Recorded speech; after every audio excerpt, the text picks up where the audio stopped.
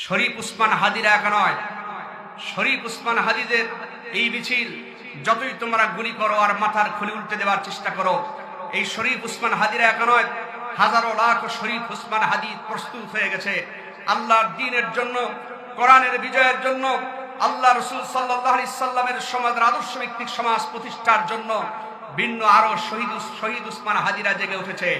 এই দেশে শহীদ উসমান হাদিদের ইনসাফ প্রতিষ্ঠিত হবে। এই দেশে বাম, রাম এবং নাস্তিক এবং মুরতাদদের কোনো ঠাঁই হবে না। কথা বলেন ঠিক কিনা? এবং আগামী দিনে আমরা সরকারকে প্রাণভেয়ী তাফসীরের প্রাণভেয়ী বলবো, কোনো ধানাই পানায় চলবে না। শরীফ উসমান হাদিদের খুন যিনি করেছেন, এই খুনের সাথে যে সমস্ত বড় বড় হাইকমান্ড জড়িত তাদেরকে গ্রেফতার করে দৃষ্টান্তমূলক শাস্তির ব্যবস্থা করতে হবে। শরীফ উসমান হাদি শুধুমাত্র একটি নাম নয়, একটি ইতিহাস এবং একটি প্রেরণার বাতি। গর্জরে বলুন আল্লাহু আকবার।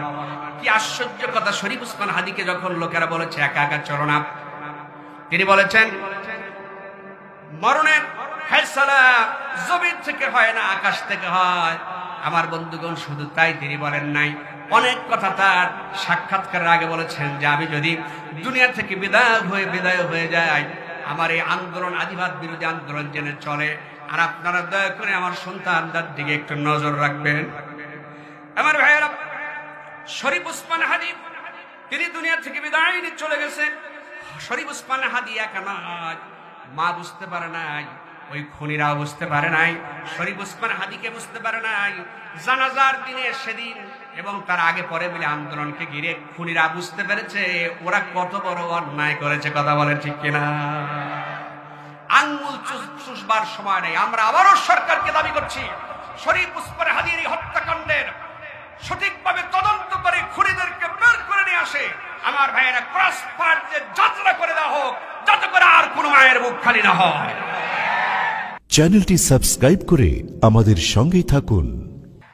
আউযু বিল্লাহি মিনাশ শাইতানির রাজীম।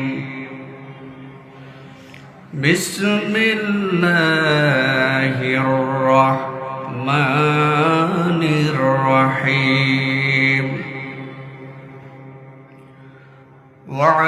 واعتصموا بحبل الله جميعا ولا تفرقوا